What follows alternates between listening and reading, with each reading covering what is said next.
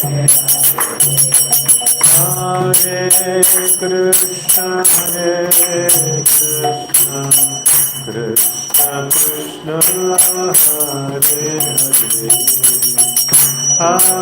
Rama, Hare Rama, Rama Rama, Hare Hare. Hare Krishna, Hare Krishna, Krishna Krishna, Hare Hare, Hare Rama, Hare Rama, Rama Rama, Hare Hare.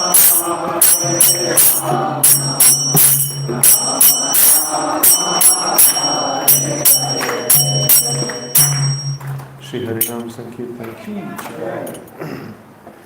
Om Jnanatimirandasya Jnananjana Shalakaya Chakshurunmilitam Mena Tasmai Shri Gurave Namaha. Shri Chaitanya Manobhishtam Sthapitam Mena Bhutale Swayam Rupaha Kadamahyam Dadati Swapadantikam Vandeham Shri Guraho Shri Yuta Padakamalam Shri Gurun Vaishnavamscha Shri Rupam Sagrajatam Sahagana Raghunatanvitam Tam Sajivam Sadvaitam Savadutam Parijana Sahitam Krishna Chaitanya Devam Shri Radha Krishna Padam Sahagana Lalita Shri Vishakhanvitamscha Namo Vishnu Padaya Krishna Prishtaya Bhutale Srimate Bhaktivedanta Swaminiti Namine Namaste Saraswate Deve Gauravani Pracharine Nirvishesha Shunyavadi Paschata Desha Tarine Jai Shri Krishna Chaitanya Prabhu Nityananda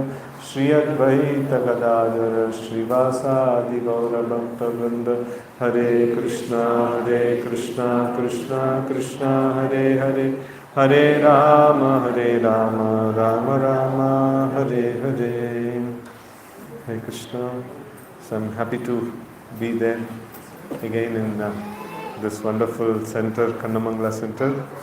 So I've been given this topic of Vaishnava etiquette, the part 1. So this is a very, very nice and important subject. And so how this particular aspect, and today's this one is going to be introduction and importance of Vaishnava etiquette in teachings of Chaitanya Mahaprabhu, who is a Vaishnava, and how Vaishnava etiquette reflects in terms of qualities like humility, tolerance, and etc. And how, as an Iskcon devotee, how our behavior should be. So these are all some of the nice aspects that are there in today's discussion. As always, we see the big picture, and then from the big picture, so where does this particular aspect of Vaishnava etiquette fits in? So what is our broader aspect of Krishna consciousness? So Krishna consciousness, the primary thing that we want to do in this Krishna consciousness is we should develop attraction to Krishna. So in one of the purports of Chaitanya Charitamrita, Srila Prabhupada writes that Rati Prema Taratamya Bhakta Taratama. So that means attraction and love of Godhead are ultimate goal of devotional service. The degrees of such attraction and love distinguishes the different stages of devotion: neophyte, intermediate, and perfectional. So all this classification of Kanishta Adhikari, Madhyama Adhikari, Uttama Adhikari, all of it is happening based on this particular aspect of how much a devotee has progressed towards his goal. And what is the goal? Goal is positive attraction towards the Supreme Lord and development of love of Godhead. So that is the two things which Srila Prabhupada cites as the goal. And also we know from this wonderful shloka, that actually points to what is actually the goal of our devotional service.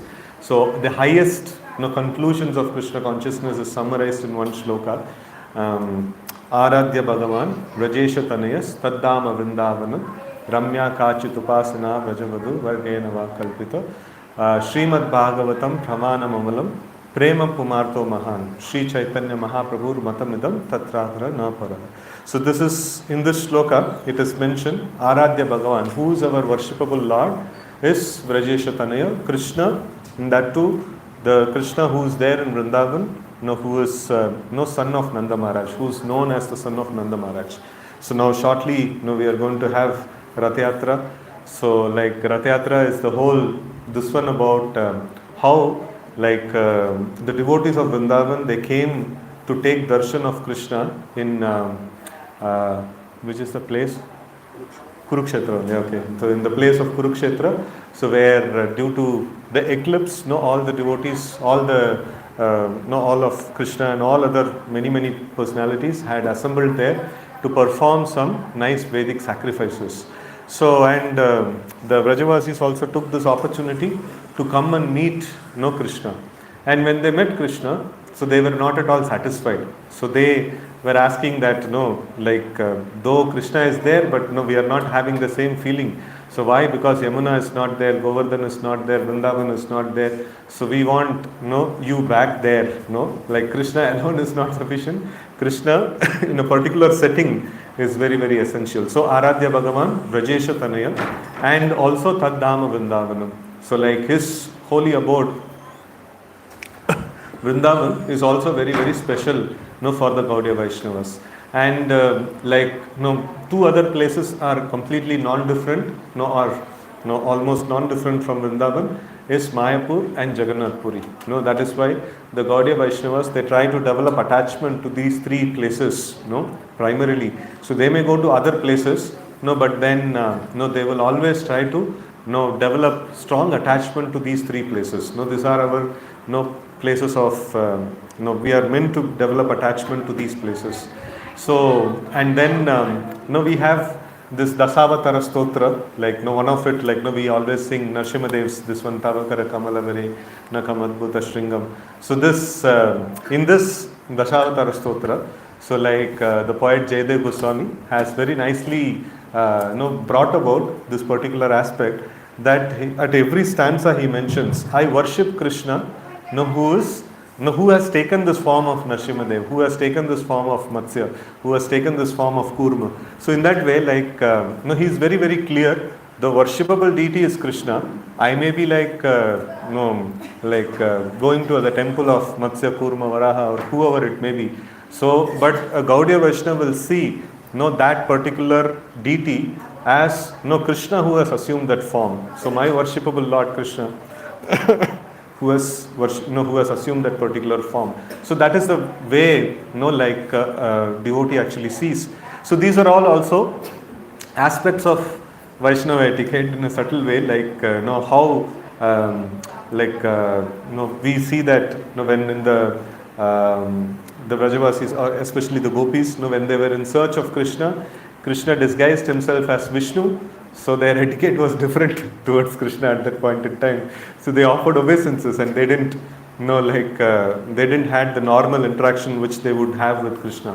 So in this way, our worshipable deity is Krishna, and that is Krishna in Vrindavan, and so his holy land, abode, Vrindavan, is also non-different from Krishna. So we worship, that holy abode as well.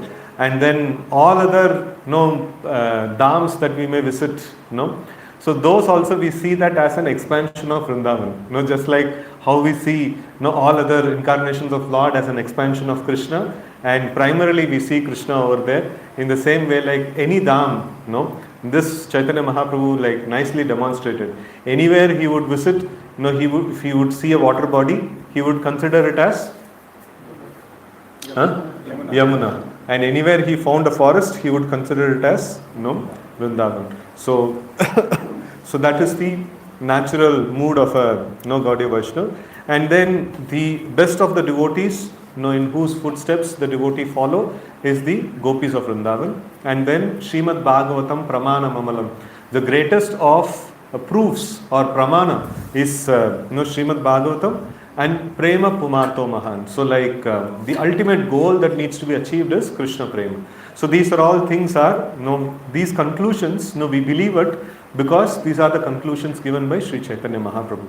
So in this way, this is our ultimate goal in Krishna consciousness is to attain love of Godhead, or to, in other words, to say like, to develop intense attachment to Krishna.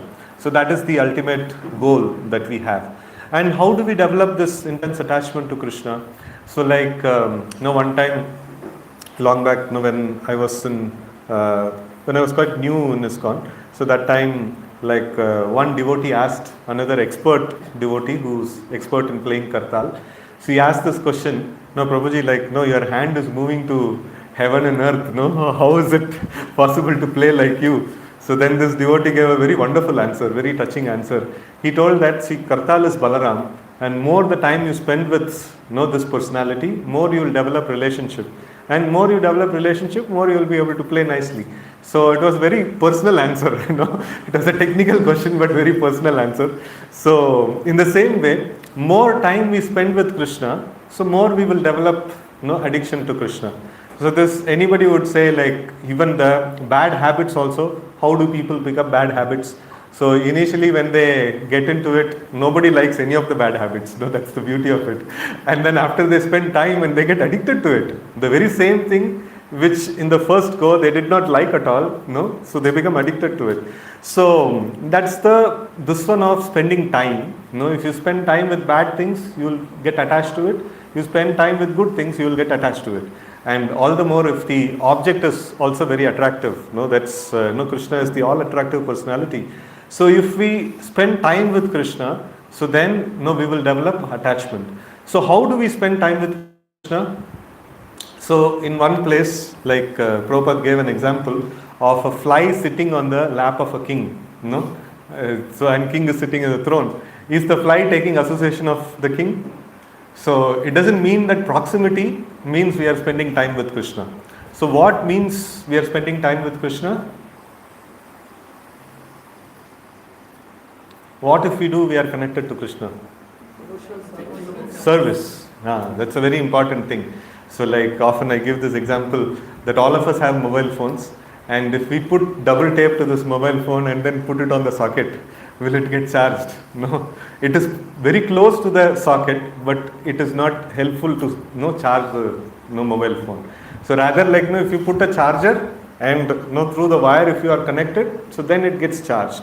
So in the same way, we may be close to Krishna or far away from Krishna. So that doesn't matter, but our connection is service. When we are connected to Krishna through devotional service, so then actual connection is there. For that sake, like in Srimad Bhagavatam, this wonderful shloka is there about Salokya Sarishti, what is that? Salokya Sarupya Sarishti Samipyaikatam Apyuta Diyamanam Na Grinanti Vinamatsevanam Jana. So here Krishna is telling to a devotee who is doing nice sadhana, and then he's telling that he's telling to somebody else. I don't remember the context of this shloka. But then he's telling that even if my devotee, if I give them these kind of liberations, Salokya, if I ask them to come and stay in the same planet as I am staying, or Sarupya, if I one of the aspects of residing in Vaikuntha is that to have the same bodily features as the Lord, and then Sarishti, having same opulence as the Lord, or Samipya is like hanging around with the Lord, and then Sayujya devotee doesn't take anyways, merging in the Lord. So but the even other forms of liberation, which means a very close proximity with Krishna, like being very close to Krishna. So Krishna is telling, even if I offer these things, my devotee will not accept it. So why he will not accept it? Vina matsevanam jana. So like if it is without my service, like if these things are offered, so then he will not accept it. If with service, it is okay. So it's like, if Krishna were to come and ask the devotee that, you have done so much of devotional service, like thank you very much, now you can come back to Godhead, perfection of life. So then devotee will ask, like, what will I do if I come back to the spiritual world? And the Lord, if he says, you have done already so much of service, like you just come and hang around a little bit and things like that. So devotee will say, no, I am not interested in coming back. What I actually want is service. Even if I go to Vaikuntha, if I don't have service to the Lord, so then I am disconnected from the Lord. But rather, even if I stay in in the material world, this logic never actually happens, or this proposition never actually happens, that we go to the Vaikuntha and we don't have service. No, it is like a place surcharged with service. So, but for a sake of argument, no, if we are taken to Vaikuntha and we don't have service, still we are not connected to Krishna. But rather, if we stay back in this world and if we have service, no, a devotee would prefer that. So, like, devotee is very, very clear, no, what's the main thing in his life? The main lifeline in his life is the devotional service. And more devotional service we render, so more we become attached to Krishna. No, that is the whole this one. And when we render service to Krishna, there are other aspects are also that needs to be taken into account. So, like, once when His Holiness Bhakti Prachar Maharaj had come to our temple land, first program that we had in the land. So he gave a very wonderful example. So he mentioned that like the neophytes, when they see Krishna, so they see that Krishna is one personality and he's there in the temple, and I should go and worship Krishna in the temple. And as he makes advancement, so his idea of Krishna expands. Oh, Krishna means not just Krishna. Krishna means his servants or his dear devotees who are serving him, and his paraphernalia. This is also very dear to Krishna. So I have to serve Krishna means I have to serve the devotees also. I have to serve the Lord's temple also, Lord's Dham also, and the holy rivers which are connected to the Lord, and all the things which are very intimately connected to the Lord. So they are also non-different from the Lord, and they also needs to be served. They also needs to be taken care of. So this is a little more expansion of consciousness. And if a devotee becomes much more advanced, then he will see even non-devotees and immovable entities, and even living entities like insects and this one. So all of them he sees as part and parcel of Krishna, and as dear to Krishna, because Krishna is residing as Paramatma in everyone's heart. So that means he is very, very dear to all the living entities. So in this way, like a very advanced devotee, he starts seeing everyone as a devotee of as very dear to Krishna, and everyone needs to be treated and taken care of. In this way, his vision actually expands. So now, like, the Vaishnava etiquette comes in this particular place that, for example, if somebody, or if we say we want to develop some friendship with another person, and we go and we exchange nice greetings with him, and then we give nice gifts to him, and then we shake hands, and we we spend some nice time and things like that. And then every time you go to his home, while coming back, you just beat his child and come. So what will this person think of you? Will he like to develop relationship with you? This guy is very nice with me, but he beats my kid. So he will not like to develop nice relationship with us.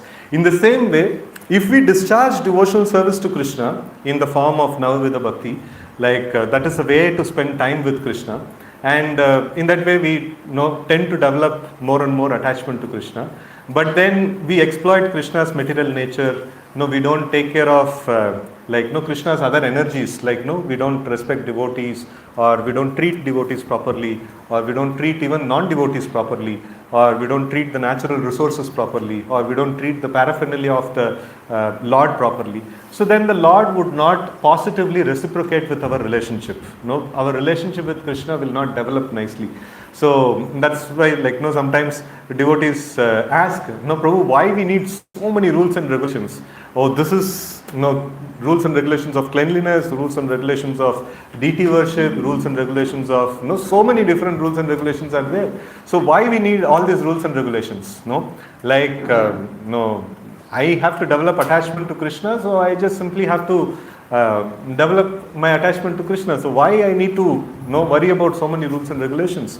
So we have to worry about all these things because of at this point in time, we don't have a relationship with Krishna, and we don't have the vision of how everything that exists is part and parcel of Krishna.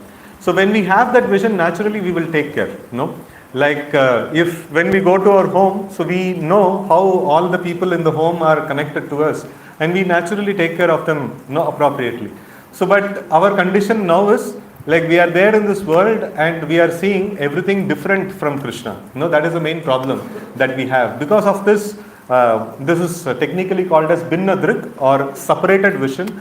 So like everything is, looks to be separate from Krishna, and because of this we will not be able to deal with things in a right way, and we need to put ourselves in the rules and regulations. In last time, I was giving class in one of our centers, and there one devotee was asking that, we should do devotional service out of bhav, out of natural attachment and affection to Krishna. So like, why are these rules and regulations are there? Why we are bound by these rules and regulations? So why, devotion has to be executed, in the boundary of rules and regulations? So this is a natural question many people may have. So like our bhav at this point in time is we are naturally attracted to material things. So if we are left to our bhav, we will be fully drowned in the ocean of material existence. So that is why we need rules and regulations, because we don't positively have the attraction to Krishna. We don't positively see everything as part and parcel of Krishna. So we need to be put under the rules and regulations. We don't know how to deal with Krishna and Krishna's parts and parcels. So that is where this whole aspect of Vaishnava etiquette comes into picture. So by following the etiquettes, once we make advancement in Krishna consciousness, a devotee doesn't need to give so much importance to these rules and regulations, because naturally he will understand. It is like a person in the family, he has become mad. He don't recognize who is father, who is mother, and who is my brother, sister, and things like that. So he has to be put under some rules. See, this person is your father and you have to deal with him like this. It has to be taught to him, and if he goes somewhere here and there, he has to be punished also. And after his craziness gets solved, naturally he will give respect to his father. Naturally he will deal with his relatives properly and things like that. So our condition is somewhat like this. We don't we don't accept Krishna as the master. Many times we think ourselves as the master. So, and that's our natural bhav, that is there in this material world. And we don't see everything as part and parcel of Krishna. We see everything as different from Krishna, and it is possibly an object that I can exploit and enjoy.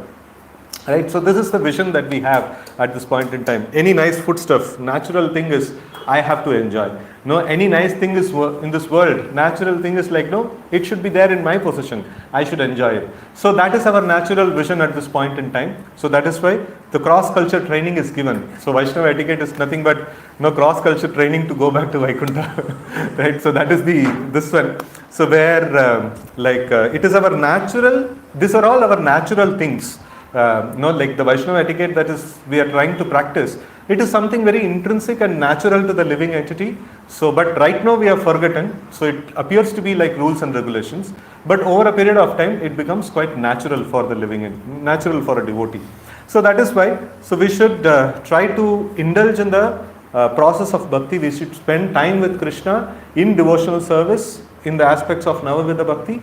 And when we are doing this, we should also take care of how to deal with Krishna's natural resources, how to deal with Krishna's living entities, how to deal with even more important entities, that devotees of Krishna, and how to deal with Krishna's dham, Krishna's paraphernalia, and all these different aspects. Right? So that comprises the Vaishnava etiquette. And to this extent, to this point, we see that at the time of initiation also, so what all the things that is asked from a disciple to be followed. He is asked to chant minimum of 16 rounds of Hare Krishna mantra, then 4 regulative principles. Essentially, he is asked to refrain from sinful activities, and then third is avoid 10 kinds of offenses to the holy name. Right? So spend time with Krishna. The Guru actually orders the disciple spend time with Krishna in terms of Navavidha bhakti, primarily in the form of Shravanam and Kirtanam of the holy name, and then he instructs the disciple, stop committing any sinful activities, and then he also tells that stop committing any offenses. Don't commit any offenses, don't commit any sinful activities, and spend time with Krishna. So this is the 3 things that he asked, and apart from that, whatever missionary activities the spiritual master is engaged in, fulfilling the mission of Srila Prabhupada, so we should also engage in fulfilling the instructions of the spiritual master, a positive engagement. So that also, like, this engagement also comes under the category of, like, sometimes in the category of dasyam and sometimes in the category of pada sevanam and, vandanam also, like many other many of the different categories, the mission or the instructions that spiritual master gives, so those also fall under this category of Navavidha Bhakti, right? So our primary objective is we should spend time with Krishna in the form of Navavidha Bhakti, and then while doing that, we should observe the etiquette and avoid the offenses. So the appropriate dealing with Krishna's parts and parcels is the etiquette, and inappropriate dealing with them may result in sin or offenses. Like exploitation of material things will result in sin, and improper dealing with the spiritual things which are connected with Krishna, so that will result in offenses, right? So this is the core issue that we have. So like so in some of the classes we spend time on how we'll intensify our devotion in the Navavidha Bhakti, and some classes we spend time on like understanding the etiquettes, and some classes we spend time on understanding the offenses, and in some other classes we spend time on the way in which we should actually approach the Lord. What is the kind of like emotion that we should have in terms of approaching the Lord? So like we need to attain the goal, and our emotion towards Krishna is like, I have no other shelter, or I have no other master who can actually give me this goal. No, you are the only one who can actually give me this goal. So I am taking complete shelter of you and the personalities who are not different from you, who are the spiritual master, Srila Prabhupada, Panchatattva and personalities like that. So I take shelter of these personalities, and my only request is that please award me the goal. The goal is intense attachment to Krishna.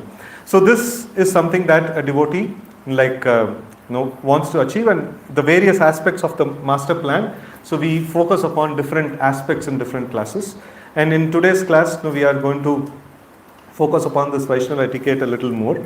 And one of the things that we would like to put focus on is who is a devotee, who is a Vaishnava.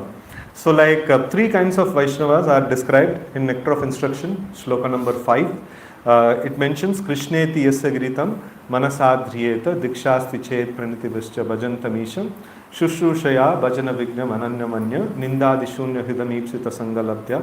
So like here it is mentioned that one who chants the names of Krishna, he is a devotee, and he should be offered respects at the level of mind. And one who is accepted the initiation, or one who is nicely engaged in the service of the Lord, so such a person is a Madhyam Adhikari, so he should be offered even physical respects. And then we should see that very advanced Vaishnava, like it is mentioned that who is undeviated in devotional service and whose heart is completely devoid of propensity to criticize others. Such a Vaishnava should be accepted as like Uttam Adhikari, and one must follow in his footsteps. So one should follow in his footsteps and make progress in Krishna consciousness. So in this connection, in Chaitanya Charitamrita, there is a nice pastime that happens, especially during the Rath Yatra festival. So like there is one residents of one village called Kulina Gram. So those like devotees, they would ask Chaitanya Mahaprabhu, who is actually a Vaishnava? So first of all, they would ask like, what is our duty? How are we supposed to execute our duty?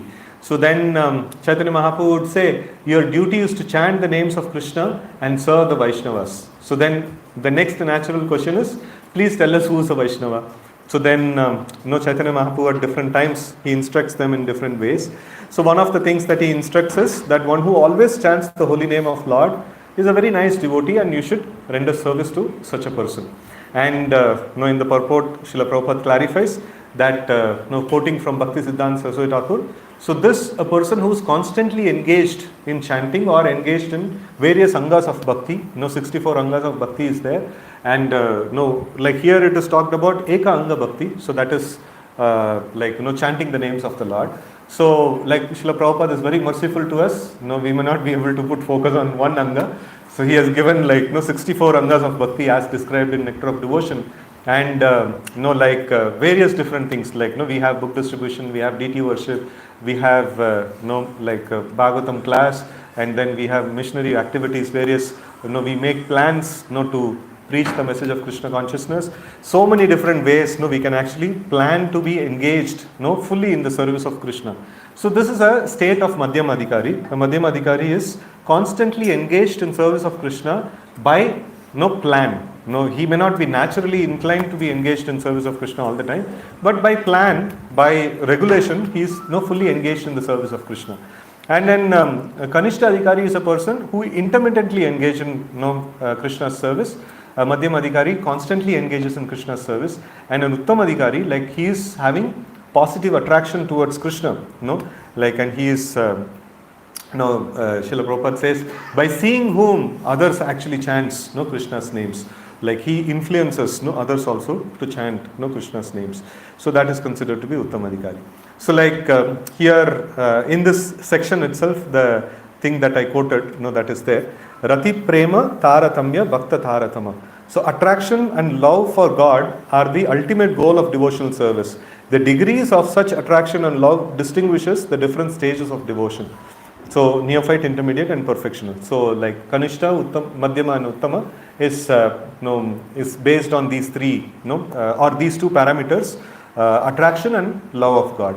So to the degree a devotee has developed this, to that degree, he is actually considered to be at different levels, right? So, so many times this classification of Kanishta, Madhyama, and Uttama is made on different parameters. One is in the parameter of like how much of engagement. So that is what we saw, like intermittently chanting, continuously chanting, or seeing whom others chant. This is this one of engagement in Krishna consciousness. And here in this thing, like which Srila Prabhupada mentions, it is about what is the mood in which he actually executes the devotional service. That is Rati Prema, Taratamya, Rati and Prema. Like what is the attraction that he has to Krishna and how much love of Godhead he has developed in his heart. So based on these two things, that is there. So like one of our seniors, like Vidwan Gauranga Prabhu, like he was mentioning different milestones. Like this is like, okay, love of Godhead is so lofty, and it comes after a long prolonged period of time. So how we can actually see that we are making advancement? So he was mentioning that first and foremost, a devotee should give up adharma. Adharma means like speaking lies, or doing underhand dealings, or like anything that is what is that? Adharma means like anything against scriptural codes, so that becomes adharma. So a devotee should give up adharma. And second, like if he gives up adharma, then what he will do? He will naturally perform dharma. And dharma means varnashrama dharma, the rules and regulations that is given in the scriptures, according to one's varna and ashrama. So that becomes the dharma. So now when he is practicing this, still he may have desires, that is popping up, in terms of adharma. So that is the next stage. By execution of his devotional service, he should purify his mind in such a way that even the subtle desires for adharma doesn't pop up. So then he should only do dharma. And then after some time, he should come to the platform of Sarva Dharman Parityaja. He should give up dharmic activities also, and he should that means he should give up varnashrama, and he should be situated in jnana platform. And then when he is situated in jnana platform, still he may get some desire for dharmic sense gratification, and he should purify his mind of even that, and then he should progress further. And then he should give up even jnana activities, and he should exclusively be situated on bhakti, uncontaminated kevala bhakti, right? So when he is situated in kevala bhakti, still he may get some desires of liberation or sense gratification and stuff like that, some things that maybe surface out. So even that has to be purified. First, physically one has to be engaged, and then mentally also one has to be engaged. That is how like one has to progress. So like in this regard, like we have two levels of coming to 16 rounds. First, we advise the devotees, like you chant one round, Shraddhavan, then Krishna Seva, Krishna Sadhak, like that. We bring them to 16 rounds, and after they come to 16 rounds, again we start from one, So what is this one? So at least one round of attentive chanting you do. You chant 16 rounds, but amongst that at least one round of attentive chanting you do. And then if you are successful, at least 4 rounds of attentive chanting you do. Now again, there is, maybe we will not have again a ceremony of Siksha ceremony of that. So but it is an internal sadhana. So first is external increase of this one. First we should externally do the activities, and then second level is we should internally do the activities. So in that way, like we should try to see that we make advancement step by step from one stage to another. So in this way, there are different kinds of Vaishnavas are there who are in the beginning stage, intermediate stage and advanced stage. This is just a very broad classification. If we go the finer aspects of various goals that we mentioned, so then we can actually come up with so many different levels of Vaishnavas. So like all our etiquette towards the various Vaishnavas differ. So the like new devotees, we actually respect them in the mind and we try to train them and teach them. And intermediate devotees or devotees who are equal to us, we try to develop friendship with them. And advanced devotees, we try to take association of them, we try to hear from them, and we try to follow in their footsteps. This is how these different kinds of devotees that are there. And in terms of the importance of the Vaishnava etiquette, like one nice pastime I thought of sharing with all of you. So this is a place where Chaitanya Mahaprabhu says that this Vaishnava etiquette is very, very important. And I thought like it's a very nice pastime. I think I shared this pastime with our Achutpu when he was in Germany. So like it's a very nice pastime which I like very much. So this Sanatan Goswami, he's trying to go to Jagannath Puri. Like at different times, different devotees of the Lord, they go and meet the Lord, they spend some time with him, and with the association of the Lord and with the training of the Lord, so they become empowered and then they go out and do very wonderful service. And especially the 6 Goswamis of Vrindavan, so they were trained by Chaitanya Mahaprabhu as succession. Like many other devotees, many other associates of Chaitanya Mahaprabhu were there. So, but then most of them, they left the planet when Chaitanya Mahaprabhu also left. So they did not remain after that. So because of intense feelings of separation. So in fact, so like anyways, like we will discuss about that matter in the pastime itself. So like so Sanatan Goswami is also in that way, like he wants to go and take association of Sri Chaitanya Mahaprabhu in Jagannath Puri. And he goes to on his way to Jagannath Puri, he actually goes through the forest, if I am not wrong, of Jharkhand. And on this way, like he actually drinks water from a filthy place or a contaminated water, and then because of which his body became afflicted by itching sores, and it was pus was starting to come from various places of his body. And then he was thinking that already like I belong to a low caste, I'm from a Muchi background. So like low caste means he was actually born in a very high class Brahmana family, but then he served the Mlecha kings who are meat eaters, because of which he was considering himself to be very low. And now I've served the meat eaters, and I've served them as ministers and things like that. So this body is not at all fit for rendering service to Krishna, and all the more it is unfit. And now that this body is like having this kind of itching sores and constantly pus is coming, so it is kind of a always I am in a contaminated state of existence. So this body is definitely not useful for devotional service. I must commit suicide. He actually decides that I must commit suicide. So, but then he is thinking that okay, I will go to Jagannath Puri, and like I will be able to take darshan of Sri Chaitanya Mahaprabhu, and also during the Jagannath Rath Yatra time, I will be able to take darshan of Jagannath. So, like these devotees, this is very amazing. Like next year we are planning to go to Jagannath Puri, and if we see like all our acharyas, like prominent acharyas, Haridas Thakur and Rupa Goswami and Sanatan Goswami and all these personalities, so they never entered Jagannath Puri or they never entered the temple of Jagannath Puri, Jagannath temple. So their feeling is that we are so unqualified, and the priests of Jagannath, so they would be like going around tending to the duties of Lord Jagannath, and tending to the service of Lord Jagannath. And if we come on their way, and even if they see us, no, so they will be contaminated, and it will be a interruption, or it will be a kind of obstacle in the service of Lord Jagannath. So like we should try to we should not go in front of them. No, we should not go in and obstruct the service of these personalities. So in this way, they would not even go near the vicinity of Jagannath temple. But then how they would take darshan of Jagannath? What are the ways? 2 ways they take darshan of Jagannath.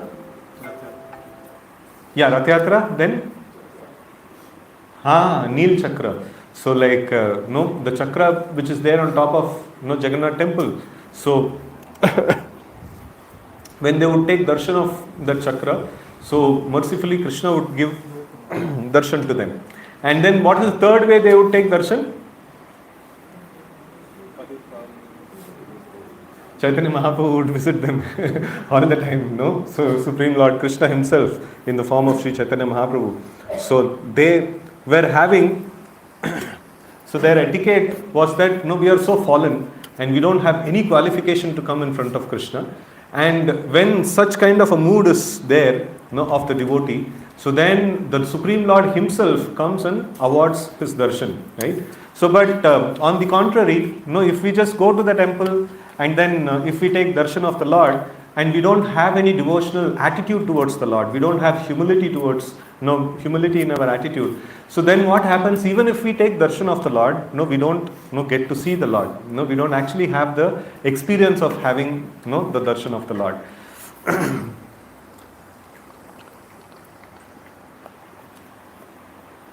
So in this connection, one nice purport of Srila Prabhupada in Srimad Bhagavatam, long back I read, I'm still not able to again unearth the purport again back. So the purport is something of this nature, that when we have an experience of Krishna, so all our senses will become fully satisfied. So like any of the forms, like you take darshan of the Lord, or you chant the names of the Lord, whatever way you happen to have a connection with Krishna, so a positive connection with Krishna, so the result, or like the feeling that you will have is all your senses will become satisfied. The eyes will get satisfied, the nose will get satisfied, your tongue will get satisfied, your skin will get satisfied, your ears will get satisfied, all the senses will fully be satisfied. So somebody may say, like, if I chant, I'm rotating the mala, so maybe touch sensation is involved, and then I'm chanting and hearing, tongue and ear. So how will the eyes be satisfied? So, or which other senses left out? Nose. How will the nose be satisfied? By chanting Hare Krishna. But if Krishna is invoked, if Krishna's presence is there, all the senses will become completely satisfied. This is an amazing, this one. So some of you may have got an experience intermittently that when you chant the names of the Lord, and if you are able to hear the names of the Lord clearly, and some days we have nice mood of humility towards the Lord, and nice intense prayers come and things like that. And that time you feel a lot of satisfaction. You feel a great deal of satisfaction deep within the heart. This is a sign of an intermittent experience of Krishna. So like that all the devotees may have, and especially newcomers sometimes have this kind of experience. So and one time a newcomer has come to one of our devotees, and he told that Prabhuji, I had such an amazing experience in chanting. And then the devotee told, chanting karte raho, chale jayega. And I also had such experience, and now I don't have. So newcomers, they see that, Krishna is really amazing. And these devotees are all descended from Vaikuntha. And so they have so much of respect for devotees, and they have so much of this one for, so much desire to actually advance in Krishna consciousness. Unfortunately, over a period of time, devotee starts committing something called offenses, and then all his battery gets drained out, and he loses this one, which initially initial experience of Krishna that he gets. So this is how the Krishna consciousness starts. Initially, nice experience is there, and then after that he comes down, and then again he goes up. That's natural curve of Krishna consciousness, that everybody goes through. So, but it is nice that all of us get a initial bout of nice experience of Krishna, no? So like, and then we struggle hard, no, to get that experience back, right? So that is how, Krishna, sometimes it is mentioned as like, Krishna's, what is it, marketing strategy, the product, pehle like, he gives it to taste a little bit, and then the devotee says, it's so nice, and then Krishna says, no, you give it back and you work hard. After you work hard, again, you will get it. You will become eligible to, taste this fruit. So in this way, like, so anyways, this experience of Krishna, like, it is something of this nature. So like, now this can happen, by taking darshan of the Lord, and by taking, even honoring prasadam. If we have the mood of humility. So one time, one of my seniors actually I was actually having prasadam, and one of my seniors, he was sitting next to me. Like, this is when I was still working in my office. So that time, during lunchtime, all the devotees used to meet, and then we used to have some nice Krishna Katha and things like that. So that time he was mentioning, see, that we are so fortunate. So like this, every morsel of food that is there in this plate, it has directly touched the lips, lotus lips of the Lord, and Lord has tasted it, and He has kindly given us this remnants, and we are so fortunate to get this. So that actually put in a very, like, I was actually in fact enjoying the meal, enjoying the prasadam. So when he gave this context, I could not enjoy the prasadam anymore, like, so then the mood of service to prasadam actually, got awoken. So this is very nice, like, the Shravanam and Kirtanam actually sets the mood nicely and gives us the proper attitude towards like different elements of Krishna. So like prasadam is also one of the forms of Krishna. And when we approach the prasadam with service, the mood of service, that is why the prayers also is called as prasadam, prasadam seva prayers, So we are expected to render service to Krishna in the form of prasadam. And with lot of respect and, like with mood of service, when we accept, and we can even have revelation of Krishna in this act of honoring prasadam, right? So in this way, like in any way, if we do the right way of connection, so just like in any way, like you have wireless charging or wire charging, like in some way or other, if in a right way, if you connected to the charging mission, so then the mobile gets charged. In the same way, you may do any of the angas of bhakti, but in the right way, if we connect with the right etiquette and right mood, so then immediately, like the charging starts happening. We start experiencing Krishna, and we start making progress in Krishna consciousness. Our heart will become purified of lust, anger, and greed, and like the positive attraction towards Krishna will gradually starts emerging, right? So so this is the natural mood of the devotees, that they feel that they are completely unqualified, right? So, and they don't want to offend or they don't want to come in the way of other devotees who are nicely engaged in the service of the Lord, and they want to take any menial service that is possibly available. And if a devotee is ordered to take some prominent service, it is the order of Krishna. Again, not thinking that I am so qualified, I have been given this service. They don't think like that. I am so useless, but still the Lord has given me this kind of service. I am so grateful to Him. So in that way, like they take it up. So they do any service that is given, but naturally they always take only menial services. So like the servants of Jagannath, they generally go around the temple. So because of that, like Sanatana Goswami did not want to go and take darshan of Jagannath. And then he thinks that, like, anyways, I will go to Jagannath Puri. I have two goals. What are the two goals? One is to take darshan of Chaitanya Mahaprabhu, another is to take darshan of Jagannath.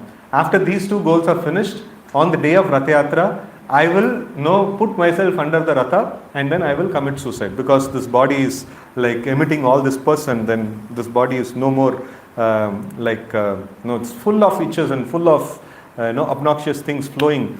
So like this body is not at all fit for rendering devotional service. I have to give it up. So in this way he thinks, and then he goes to Jagannath Puri. And in Jagannath Puri, all these personalities have a very strategic location of staying. So like sometimes devotees also, when they go to dhams regularly, they have regular lodging place that is there. So like Sanatana Goswami, Rupa Goswami, all these personalities, whenever they would go to Jagannath Puri, they would always stay with Haridas Thakur. No, why?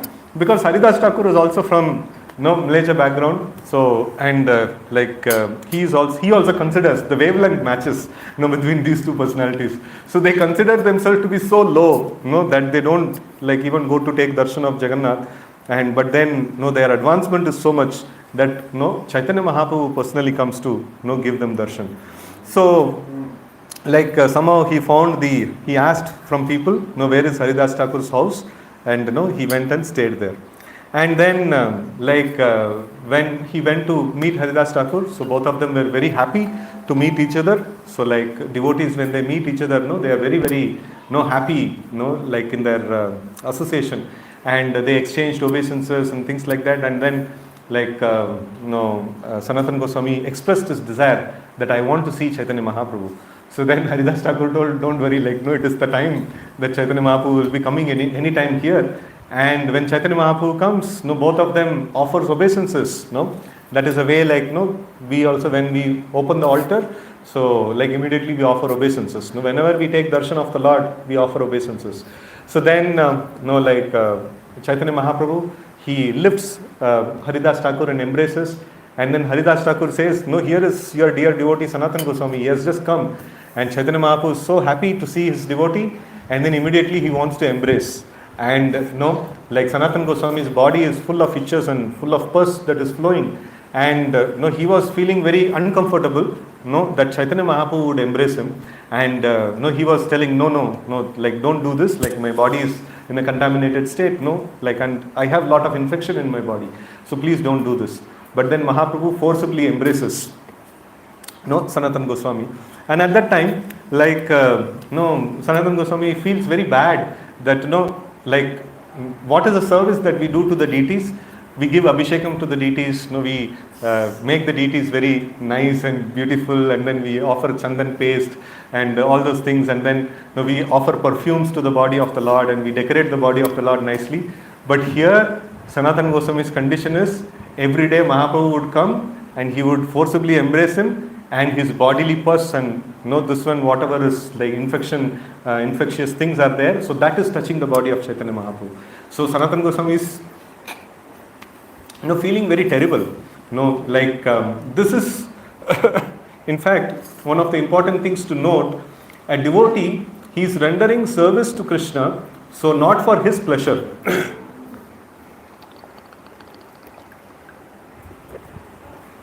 So a devotee is rendering service to Krishna not for his pleasure.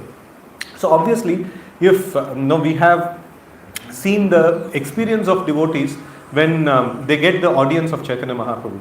When Chaitanya Mahaprabhu comes in South India, he goes in the street. Even a common person who happens to get the audience of Chaitanya Mahaprabhu, he immediately gets intense bliss of Krishna consciousness, and then he starts chanting and dancing and things like that. And imagine if Chaitanya Mahaprabhu comes and embraces us. It is intense form of bliss that Sanatana Goswami will be experiencing. So, but he is discounting that, and still he feels miserable. What is the cause of misery of Sanatana Goswami? Why he is feeling miserable?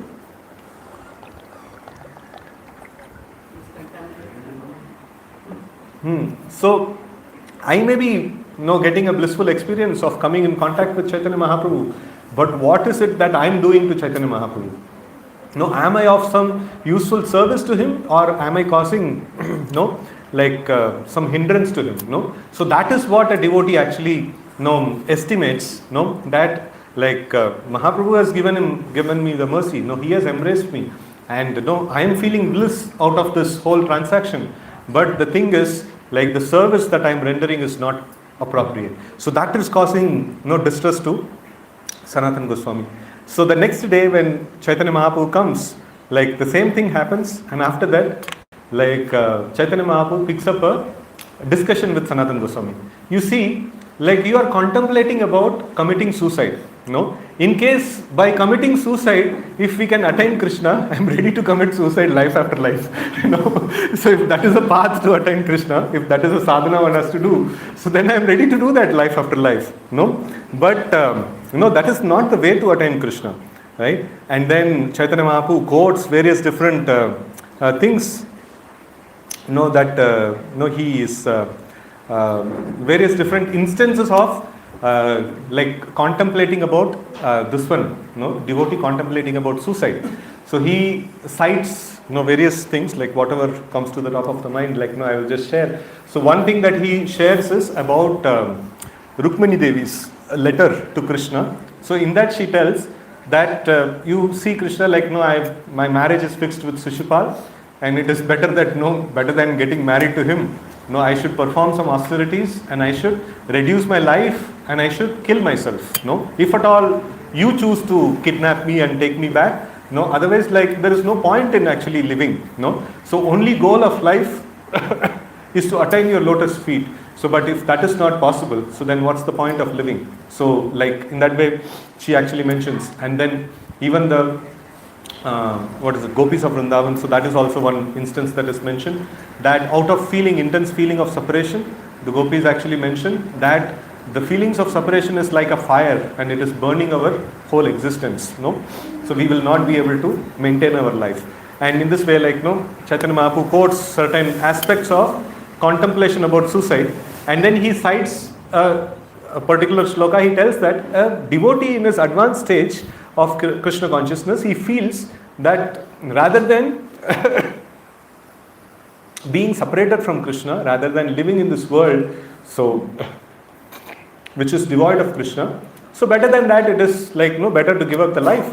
So, but then when he contemplates like that, so immediately Krishna gives him darshan, and he gives up the desire to commit suicide. So this is how, like Chaitanya Mahaprabhu mentions this particular thing.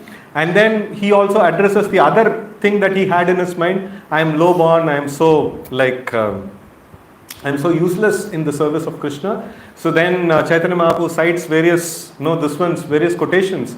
Like, even if a person is decorated with all the qualities of a Brahmana, but still if he is not like a devotee of Krishna, so he will not be able to attain Krishna. So on the other hand, if a person is born in a family of a dog eaters, but if he develops nice, devotional, devotional attitude towards Krishna, so then he can purify himself and he can purify his whole family. So whereas a Brahmana decorated with all the wonderful Brahminical qualities, but then he is not a devotee of Krishna, he cannot even purify himself. So like in this way, like Mahaprabhu established all these things, and then finally he says that your proposal or your idea of committing suicide is like completely nonsensical. And then Sanatana Goswami presents to Chaitanya Mahaprabhu, you see, like, if I have to render some service to you, there should be some useful instrument. I am like already, like, this body is worn out. What service you can get it done through this body? So like it is completely useless. So then Chaitanya Mahaprabhu says, you see, like, you have already surrendered your body to me, and your body is not your property anymore. Like, it is up to me, like, I have to use your body like in many different services. I have lots of plans, like, but you cannot choose to kill yourself. That is not in your capacity now. And then Mahaprabhu says that he also tells to Haridas Thakur, you see a gentleman, he has already given, he is trying to destroy another's property. Like, you cannot, like, after you give the body as a property of Krishna, like it is mentioned in this section that a disciple at the time of initiation, he offers himself as a complete offering in the service of Krishna and spiritual master. So then the body of the disciple belongs to the spiritual master, right? So to be used in the service of Krishna. So like here Chaitanya Mahaprabhu sarcastically telling, you see this person, does he act like a gentleman? No, he is trying to destroy another's property. First of all, you should not use another's property for yourself, or you should not use it for, or you should not take another's property and distribute in charity. So you should use it in his service. In the same way, like Sanatana Goswami is supposed to use his body in the service of Chaitanya Mahaprabhu. And Mahaprabhu is telling that I could not go to Vrindavan because I am bound by the promise of my promise to my mother, so that I will stay in Jagannath Puri. So like, I am planning that I will send you to Vrindavan to achieve those confidential things, which I cannot achieve through my body, so which I am trying to do through your body. So, and things like that and all. So then they give up, he gives up the desire to commit suicide. Then after a few days, like, the Rath Yatra happens, and then after a few days, the summer actually comes to peak. At that time, Mahaprabhu is invited to lunch in a place called Yameshwar Tota. So that is a garden of which is dedicated for Lord Shiva, and in that place, just before the lunch time, so Chaitanya Mahaprabhu calls for Sanatana Goswami. So, and Sanatana Goswami is very, very happy that he has received a call from Chaitanya Mahaprabhu, and he wants to go and take darshan. And when he has to come, there are two paths that are available. One is the cool path on the near the vicinity of Jagannath temple, and then the hot path, hot summer sand is there, through the beach, through the way of beach. And Sanatana Goswami naturally, he didn't have any thought process, which route I should take. It was already written off. The other path was already written off. That he will never take the path. He will never go close to Jagannath temple. So he came through the hot sandy, beach path. And then, when he reached, Chaitanya Mahaprabhu has already had his lunch and he is taking rest. And Govinda, the servant of Chaitanya Mahaprabhu, he has offered some, prasads to Sanatana Goswami to have. And after having the prasadam, he went and had the audience of Chaitanya Mahaprabhu. And Mahaprabhu asked, which path did you come? It is very obvious, Sanatana Goswami, what path he would take, understanding his mood and devotion. So, then he told that, I came through the path of the ocean. So then, just a minute. So I came through the path of the ocean, and then Mahaprabhu told, so this must be very, very hot, and then your feet must have been blistered. So no, why did you not take the cool path? So but then he tells that, first of all, I did not feel any pain at all in the feet, because I was so much happy to come and meet you, have your audience. And then also I don't even know that my feet has got blistered. And also I am not fit enough to go close to the Jagannath temple, because the servants of Jagannath constantly move in and out of the temple, and then they are rendering service to Jagannath, and my going there will obstruct. So if they see me also, they have to take bath. I am so fallen.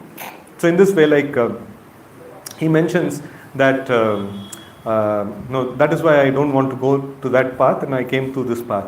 So that time Mahaprabhu actually appreciates Sanatana Goswami, and then he he mentions two nice shlokas. He says that Yadyapi tumi ho jagata pavan. So although you have the capacity to purify the entire world, Thomas Parshe Pavitra Haya Deva Munigana. You can even purify the demigods and great sages. That is your quality. Tatapi Bhakta Swabhava Maryada Rakshana. So even though you may be so much of that is your qualification. So but then still you have always kept the Vaishnava etiquette, Maryada Rakshana, and Maryada Palana hai Sadhura Bhushana. So here it is mentioned. Where else this Sadhu Bhushana comes? There is a nice shloka in Srimad Bhagavatam talks about the Sadhu Bhushana. Titikshava Karunika Suhruda Sarvadehinam Ajata Shatrava Shanta Sadhava Sadhbhushana. So Titikshava Karunika, be tolerant and merciful, and then Titikshava Karunika Suhruda Sarvadehinam. So being a friend of all living entities, and then Ajata Shatrava, he doesn't have any enemies, and Shanta, he is always peaceful. So these are all ornaments of a devotee. Right? So in the same way, here also we see that Chaitanya Mahaprabhu is telling that though you may be you are capable of purifying the entire world, you are capable of purifying even the devatas and rishis and munis, you are such pure a person, but still you are following the etiquette, the worldly etiquette also, so much in minute detail. So this is this is so amazing. So I read the translation. My dear Sanatan, although you are the deliverer of entire universe, and although even the demigods and great saints are purified by touching you, it is the characteristic of a devotee to observe and protect the Vaishnava etiquette. Maintenance of Vaishnava etiquette is the ornament of a devotee. So in this way, No, and the next sloka he says, if one transgresses the law of etiquette, people make fun of him, and thus he is vanquished both in this world and in the next. Right? So by observing etiquette, you have satisfied my mind. Who else but you could who could set an example of this nature? No. So like Chaitanya Mahaprabhu is very, very happy and very pleased by seeing Sanatana Goswami setting such an amazing example. So then after this, like in the same pastime, like Sanatana Goswami is having association of another nice devotee of Chaitanya Mahaprabhu, Jagannathan Pandit, and during that time, they are discussing about Krishna and they are having nice time. So, but then over and above that, Sanatana Goswami is telling that one distress I have, I have in coming to Jagannath Puri, I've got darshan of Chaitanya Mahaprabhu, I got darshan of Jagannath, I got all amazing things, whatever I could think of, all spiritual gifts I got. But one thing is actually paining my heart. So what is that? Every day Chaitanya Mahaprabhu comes to me and then he embraces me by force, and my bodily contamination is actually touching his body. So this I am not able to tolerate. And Jagannath Pandit gave a very wonderful solution. You see, your goal of coming to Jagannath Puri is what? To take darshan of Chaitanya Mahaprabhu, take darshan of Jagannath, both of it is met, right? And then you got a service also. Chaitanya Mahaprabhu revealed to you your services in Vrindavan. So matter solved. You just pack up your bags and go to Vrindavan, and you will not have any more embarrassment by embrace of Chaitanya Mahaprabhu. And next day, Sanatana Goswami goes to Chaitanya Mahaprabhu and he tells to Chaitanya Mahaprabhu that you see, I got a very good idea. So please give me permission, go to Vrindavan. And anyway, you told that my service is there in Vrindavan. So, and I consulted, the devotee Jagannath Pandit. And then the moment Chaitanya Mahaprabhu heard this name, Jagannath Pandit, so immediately he told, this Jaga is a new boy, how can he instruct you? You are such an advanced devotee, and he is not so much realized, he should, how can he instruct you? This is not proper. And in this way, the discussion goes on, and many wonderful discussion actually happens, but we have a little less time. So I just summarize a little few things, that this essential aspect of Vaishnava etiquette is this mood of humility. So this mood of humility and gratitude, this is the essential core of the Vaishnava etiquette. If this is there, automatically all the Vaishnava etiquette principles will manifest. But if this is not there, so many other things, so many rules and regulations will actually appear to be heavy burden, or it appears to be mechanical, or appears to be very difficult to follow. But a devotee who is naturally very humble, automatically he will be able to follow all the Vaishnava etiquettes. So in that way, we see that the shloka of Trinada Bisunichena Tarur Api Sahishnuna Amanina Manadena Kirtanaya Sadahari. So in that also it is mentioned that to continuously chant the names of Krishna, to continuously have the audience of Krishna, so one has to be humble and tolerant. These two things are very, very essential.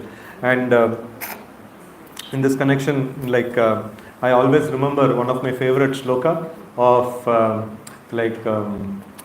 the Sudama meeting Krishna. So when Sudama meets Krishna, Krishna also embraces Sudama. So at that time, Sudama actually mentions this particular thing.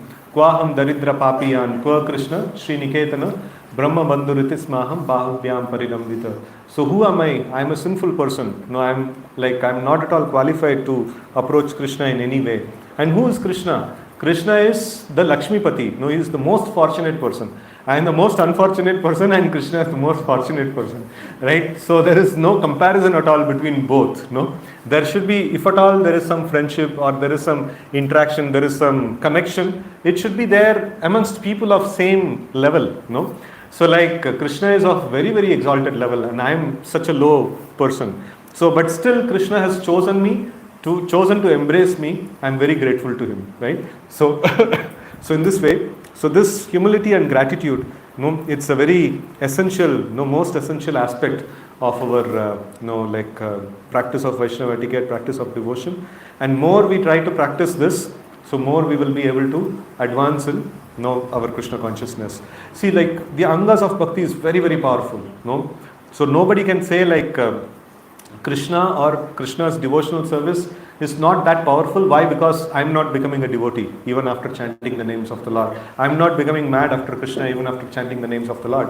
So like nobody can tell like that. No, the dosh is not there in the angas of bhakti. Angas of bhakti are very very powerful, but then the dosha is there in our attitude. So when we have the right Vaishnava attitude, and then we avoid offenses, so then immediately the angas of bhakti, which is as blazing like a fire, they just engulf a devotee and then make him fully Krishna conscious. Right? So with this I pause today's discussion. I could not do justice to few of the things which are there. No, we will have question answers and then we can add up in the next this one. So if we touch, then another 1 or 2 hours will. It is not good. Devotee should have prasadam also. Hello Krishna. So, any questions, comments, reflections? Devotees have any questions, you can ask. Or if you felt anything nice in this class, which you you can reflect as well. Those things. Anybody is there to hand over the mic?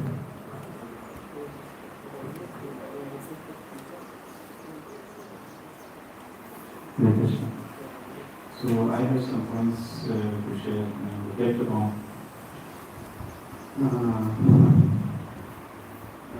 The point which you mentioned, that if we have a vision that everything is part and parcel of Krishna, then naturally we will follow Vishnu. But until that time, hoping that we will get it, but until that time I get it, when I don't have that vision, I don't know how to deal with Krishna and the energies of Krishna. To save myself from sinful life and offensive life, I can follow Vaishnava etiquette. And Vaishnava etiquette is cross-culture training to go back to Vaikuntha. I don't know the culture of Vaikuntha, so I need a cross-culture training. The natural mood of the devotees is that they always feel they are unqualified. I like the point where you mentioned that when we are trying to serve Krishna, we may get bliss. But sincere devotee feels how much pleasure or how much happiness I am offering to Krishna. The instance when Sanatana Goswami being embraced by Mahaprabhu is the dream of every devotee. But Sanatana Goswami was thinking, not feeling blissful because he is offering some blood stains on the body of Mahaprabhu. So he's thinking in that perspective. So Vaishnava etiquette is this. We are here in Krishna consciousness not to become happy, but to bring happiness to Krishna. We have to always be careful about this point. And to summarize, you mentioned that Vaishnava etiquette is all about humility and tolerance. So thank you. Yes. Yes, ma'am.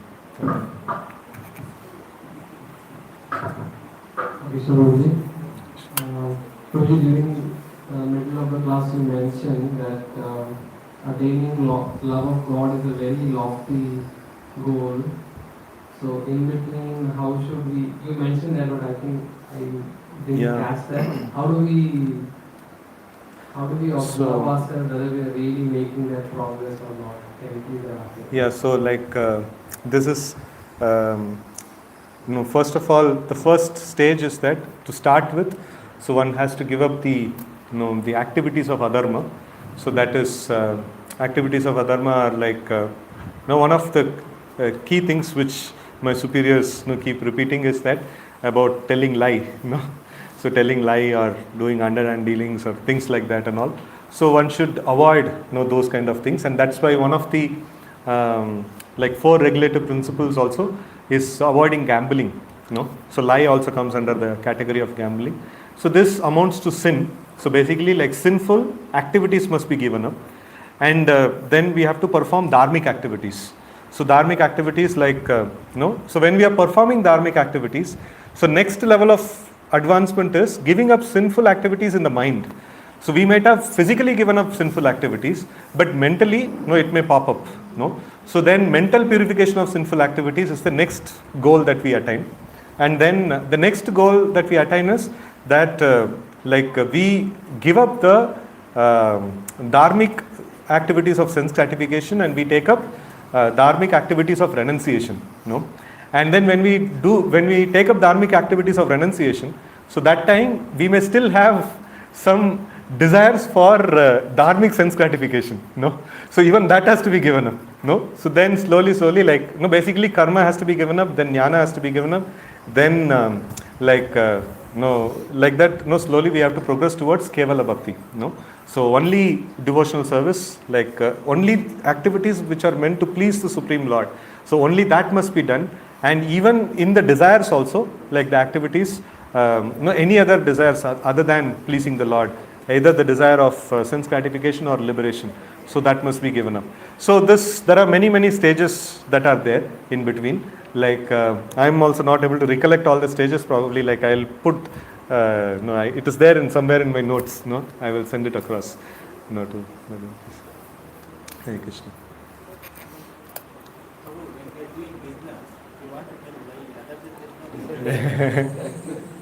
So in this connection, there is a what is that?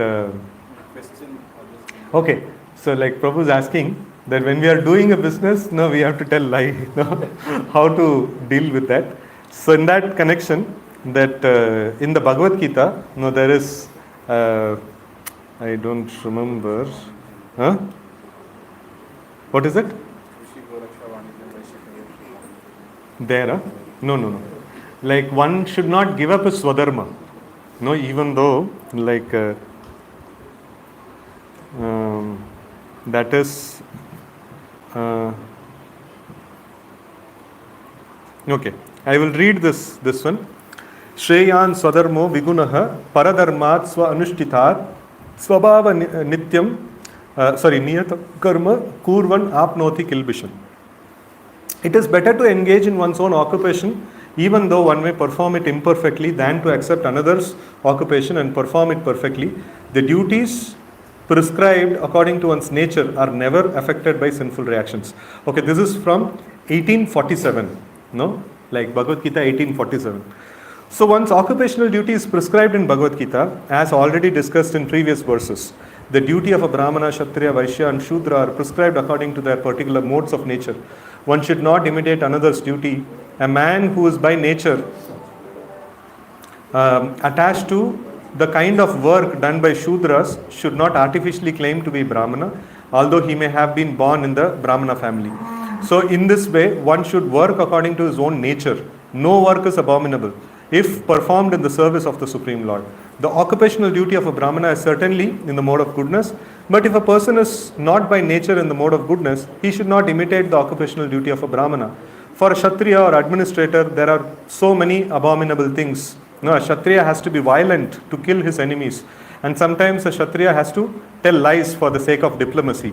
Such violence and duplicity accompanied political affairs, but a Kshatriya is not supposed to give up his occupational duty and try to perform the duties of a Brahmana. And then one should not act to satisfy one should act to satisfy the Supreme Lord. For example, Arjuna was a Kshatriya. He was hesitating to fight the other party. But if such fighting is performed for the sake of Krishna, the Supreme Personality of Godhead, there need be no fear of degradation. In the business field also, sometimes a merchant has to tell so many lies to make profit. If he does not do so, there can be no profit. No, sometimes a merchant says, "Oh, my dear customer, for you I am making no profit." So, but one should know that without profit, merchant cannot exist. Therefore, it should be taken as simply a lie. If a merchant says that he is not making a profit, but a merchant should not think that because he is engaged in an occupation in which telling lie is compulsory, he should give up his profession and pursue the profession of a Brahmana. That is not recommended. So here we see that when we are doing Varanashrama, so that means this is technically called, the congregation devotees, the practice of congregation devotees is technically called a Gunibhuta Bhakti or Krishna conscious Karma Yoga. it's a Krishna conscious karma yoga. So where Krishna, Srila Prabhupada also mentions in this is like when we are doing that particular activity of doing our prescribed duty. So like then we may have to do, we may have to tell certain lies. So but then this is in this way we will not attain Krishna in one lifetime. No, we will not attain Krishna so fast. So till the time we are there doing our varnashrama duties, whatever is needed over there we should do it. But then we should have the desire to become a full-time devotee. All the devotees should have a desire to become full-time devotee. Like full-time devotee means fully engaged in primary angas of bhakti and fully engaged in missionary activities, right? So all of us must retire, right? Some point in time everybody has to retire, no? So if we don't retire, people at home will scold us. This this old man, he will not die also. He will keep on poking nose in every place. So better than having that kind of this one. Better we ourselves plan that certain time till this time I work, and after that time I have to dedicate my life fully for the service of Krishna, right? So that should be the aspiration of all the devotees, if at all we want to go back to Godhead in one lifetime. So otherwise, if we want to go in this pattern of following the rules and regulations of Karma Yoga, that is Varnashrama duties, we will go after many, many lifetimes, So that is this one. So we should come to the platform of pure devotional service, the aspects that we are discussing about, giving up lie completely. That is on the platform of unnecessary lies should not be used even even in the Varnashrama platform also. But then the aspect of this one, even that aspect of unavoidable lies also, gradually we should reduce. So that is the pattern that we have to take. Okay. Hare Krishna. Yes, Mataji. Your name, Mataji? Pragati, Mataji. Hare Krishna. Prabhuji, our ultimate goal is to attain Krishna. How we will realize we are doing our service? We are? How we realize doing our service on right way? Okay, so we will be able to see the milestones. Just like when you are going to a long distance journey. So time to time you will see some boards, you will see some milestones, and that shows that you are getting closer to the goal. So the primary, this one of primary way we make advancement is executing the instructions of the spiritual master and following the angas of bhakti. That is the primary way we make advancement in Krishna consciousness. And when we make advancement, we see that the milestones are crossed. So the milestones, as I was mentioning some time back, there are many different ways of milestones that can be seen. If we take the standard, the path of Shraddha, Sadhu Sangha, Bhajana, Kriya, Anartha Nivritti. So the first milestone is we have complete confidence that if I follow the scripture, if I follow the sadhu's words, so definitely all that is nice will happen to me. And then second, this one is developing nice attraction for association of the devotees, and then developing attachment to our bhajan itself. We see that chanting, right from it is a task to it becomes an inseparable, very dear or very an activity which is very close to the heart. So it becomes very, very very important anga of our day. So it becomes like that. Or taking prasadam, or worshipping the Lord, offering tulsi leaves to the lotus feet of the Lord, and offering bhoga to the Lord. All these things becomes without that I cannot live. That kind of attachment slowly it develops. So when these things are developing, so then we understand that we are doing our service nicely. So our attachment to Krishna gradually arises in these aspects. And in the beginning times, what happens is sometimes we develop attraction, and sometimes we lose the attraction. That is common. So and then over a period of time, when we make advancement, so when we hit the platform of attraction, we are able to sustain for some time, and then we come down. And then after that, we sustain for some time and come down. And then the periods, the intervals between two experience of Krishna, it reduces. And then the experience of Krishna, the duration of experience of Krishna also increases.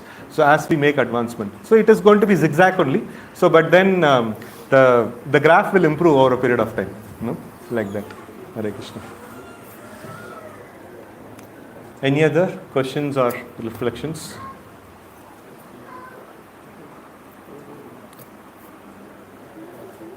Yes. Your name, Prabhu? My name is Satyendra. My name is Satyendra. Satyendra.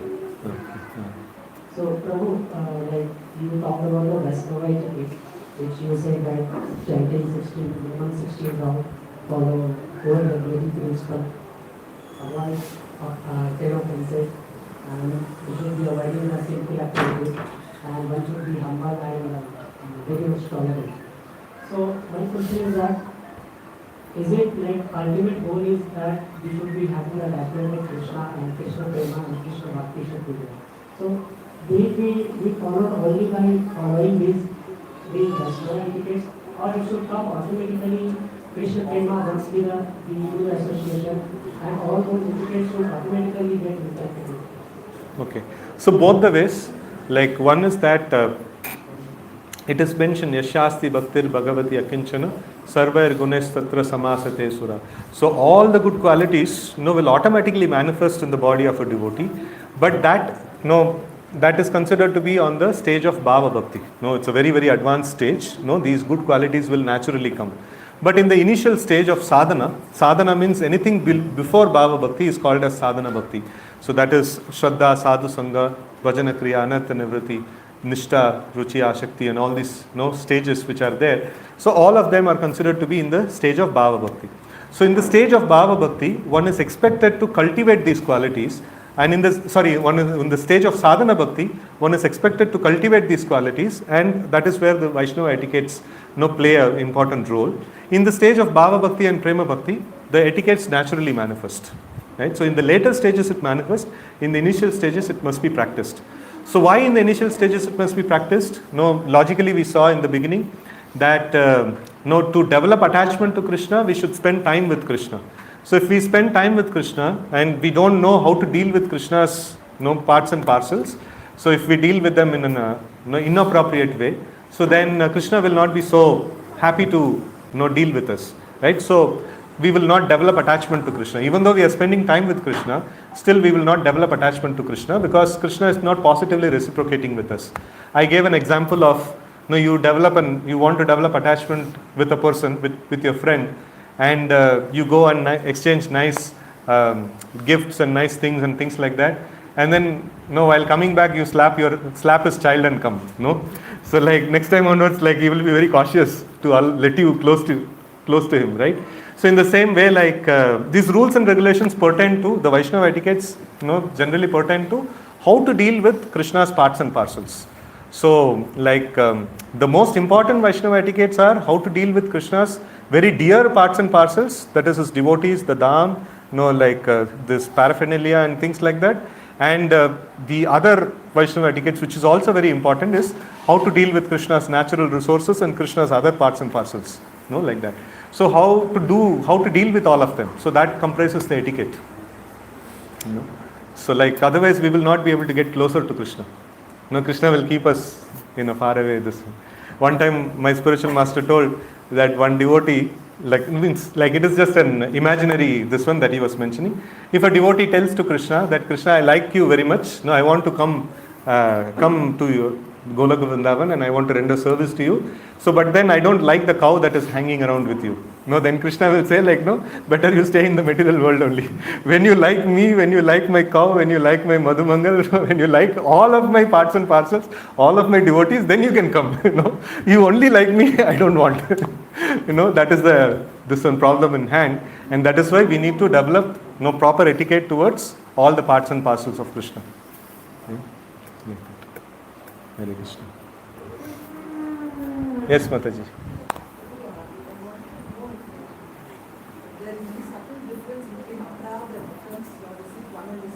Aparadha and offense is same.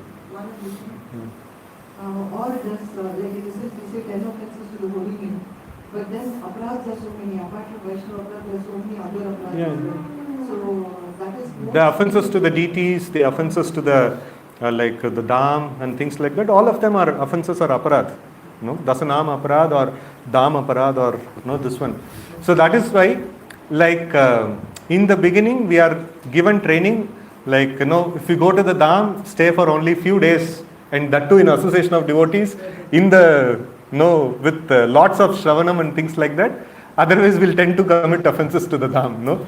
So, and if we want to have deities at home, so then, if you only, in the initial stages, you are asked to chant, no? You can take care of 10 offenses, it's fine. If you want to have deities, 10 offenses plus the offenses towards the deities. How many are there? 64 offenses to the deities. So, we should be careful about 74 different things before inviting deities at home, right? So, so that is why even if you have limited access only to the holy name, if you just avoid 10 offenses and chant holy name, you will make advancement.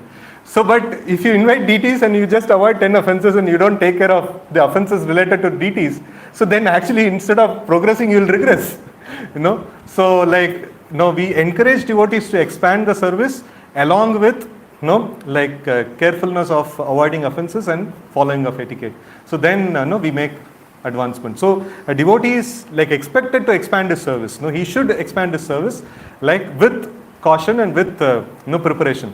Just like if a student is telling that, if I go to, he's there in 5th standard, if I go to higher standard, there will be more tough syllabus and things like that, I will not go. That is also not good. And at the same time, he is having only, his level is only of 5th standard and he is forcibly put in 10th standard. So then he will commit, blunder and he will never pass, So both the things should not be done, At the right stage of advancement, at the right expansion of service has to happen, So a small kid, he can only digest a little bit of milk and a little bit of soft things. He should be given only that. Not our feast, paneer sabji fully fried in oil and things like that. So that will be indigestion for grown-up man also. For the child, definitely it should not be given, right? So in this way, so that is why sometimes we caution devotees. Why we caution devotees? Don't be so enthusiastic to bring deities and things like that. So this is the reason. We want you to make progress. That in the limited way you make progress, and then when we feel that you are capable of expanding the service, we will encourage you to expand the service, right? So because ultimately we want you to progress, like that. Hare Krishna. This is very similar with the example which you are giving of having a small child having something which is very hard to digest, giving to them. This is very similar to the example which you gave of Krishna initially giving that treat. Yeah. Also newcomer devotees, where he gives some kind of connection with the devotees, and after that it's taken away from the devotee, and then the graph goes down and then it plateaus, and then the struggle starts. Yeah. So this is also very similar because we cannot digest the bliss of Krishna consciousness. Yes. Thank you. Hare Krishna. You see when to. Till when it has to go, you see.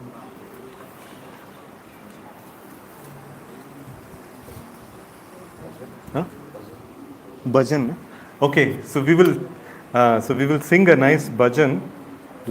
Just 5 minutes we will take, and this is in the lines of this particular topic that we discussed. So.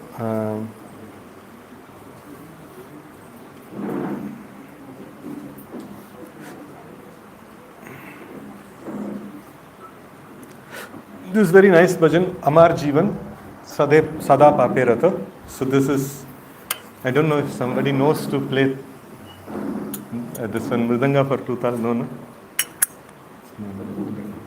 Okay. So here we should have some devotees expert in Mridanga playing, like all 2-tal, 3-tal, everything we should be able to do. Even I also don't know to play this 2-tal.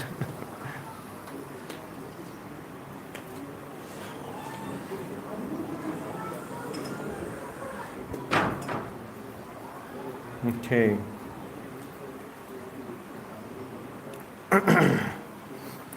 Amar Jeevan Sada Pape Rata nahi ka punyera lesha amar jivana sada avirata nahi ka punyera lesha Hare raudve hariyachi koto diyachi jivera kresha Hare raudve hariyachi koto diyachi jivera kresha Nija sukha lagi pape nahi dori Daya hina swartha para Nija sukha lagi pape nahi dori Daya hina swartha para sukhe dukhi sada nitya bhashi para dukha sukha karo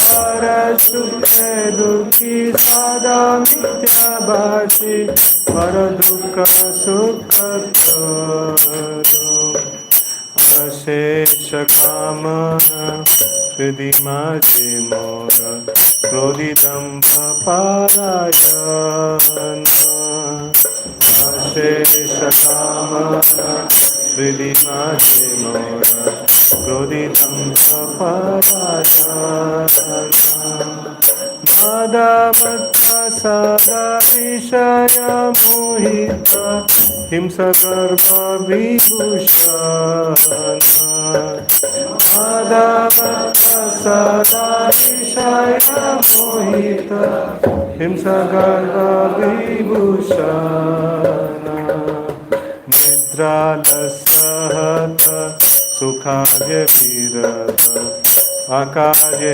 udyogi nami Nidra nasyahata sukharya virata Akarye udyogi nami Pratishta lagi ashatya charana Lobahata sadakami Pratishta lagi ashatya charana Lobahata sadakami Ehena durjana sajana vajita Aparadi nirantara Ehena durjana sajana vajita Aparadi nirantara Shubha karya shunya sadanarthamana Nana dukhe jara jara Shubha karya shunya sadanarthamana Nana dukhe jara Madhya ekona upaya vihina Tate dina akinchana Madhya ekona upaya vihina Tate dina akinchana Bhakti vinoda prabhuda charane Karo dukha nivedana Bhakti vinoda prabhuda charane Karo dukha nivedana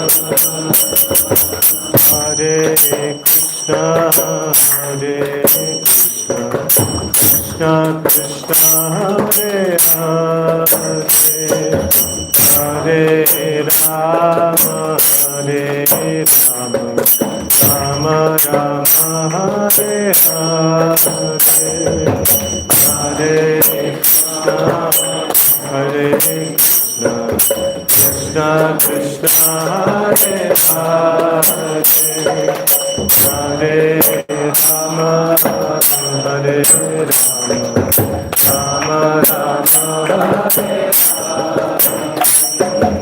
Hare Krishna Hare Krishna Krishna Krishna Hare Hare Hare Rama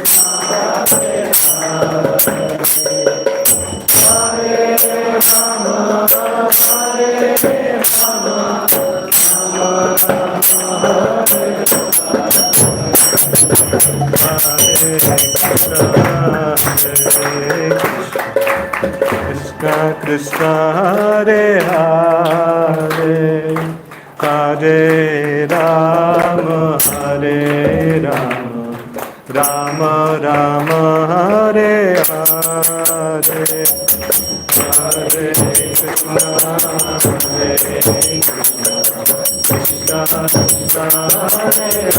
Krishna Krishna Krishna Hare Hare Hare Rama Hare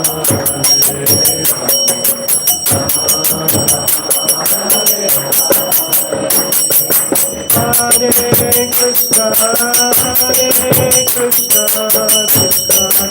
Krishna Hare Hare Hare Rama Hare Rama Rama Rama Hare Hare Hare Krishna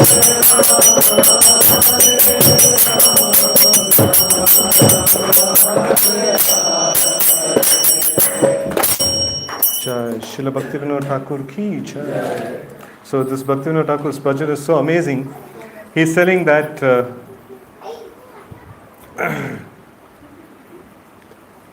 my life is always engaged in sinful activities without a trace of pious activities. I am always inclined to give great anxiety and trouble to other living entities. For my personal sense gratification, I never reject any kind of sinful activity. I am not at all merciful and I see only my personal interest. When others are suffering, I become very happy and I am always speaking lies, and if someone is suffering, that is very pleasant to me. I have lots of material desires within my heart and I am always angry and deceitful. I am captivated by the subject matter of sense gratification and almost crazy. My ornament is malice and false pride. I am conquered by sleep and laziness and I am always averse to pious activities, but I am very enthusiastic to perform impious activities. I always cheat others for my prestige. I am conquered by my greed and I am always lusty. I am so fallen, I have no association of devotees and I am always an offender. In my life there is not a bit of auspicious activity and my mind is always attracted by something mischievous. Therefore, at the fag end of my life, I have become almost invalid and because of all such sufferings. Now, in the old age, with no alternative, I have by force become very humble and meek. Thus, Bhaktivinoda offers his sad statement of his life's activities at the lotus feet of the Supreme Lord. So, it is not that Bhaktivinoda Thakur is of having all these bad qualities, but a devotee naturally sees these bad things in his life. So, one time, one devotee was asking, this pure devotee speaking like this, it is it is a false, right? They are speaking lies. So then, I was giving one of my superiors, they gave an example and I also later coined some this one. So like when employees give appraisal, they fill their appraisal form.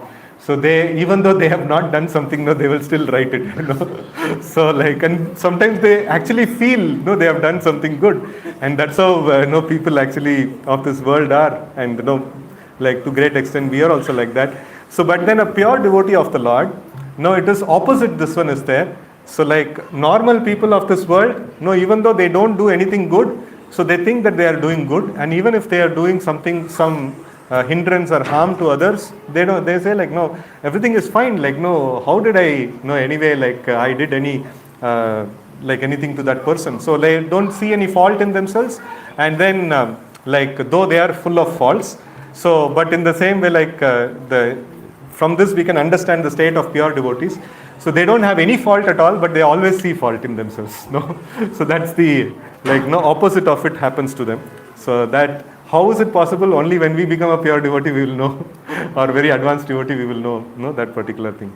So with this I pause. Huh? You have to remove one car, 7376. 7376 car has to be removed. So it is obstructing the path of another vehicle. Okay, so with this we'll pause today's session. Hare Krishna. Srila Prabhupada ki jai.